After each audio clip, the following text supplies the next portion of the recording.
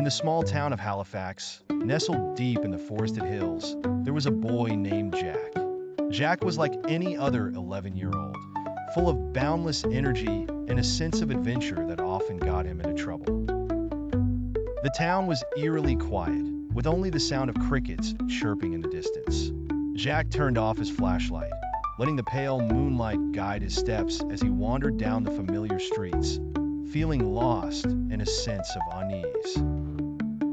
As he walked, something caught his eye: bright, flickering lights in the sky. They weren't stars, nor were they the usual twinkling of distant airplanes.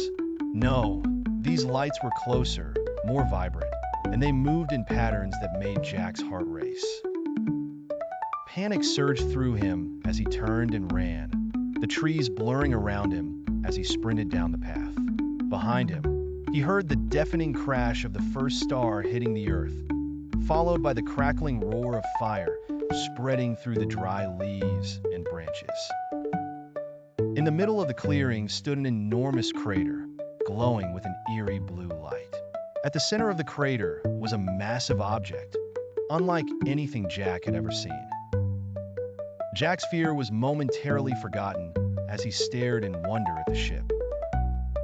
Jack felt a pang of sadness as he realized the traveler was lost, stranded far from home. But before he could say anything, the being gently touched his forehead. In that instant, Jack felt a wave of peace wash over him, and his mind grew heavy with exhaustion. When he opened his eyes again, he was lying in his bed, the morning light streaming through the window. For a moment, he wondered if it had all been a dream, a vivid, impossible dream.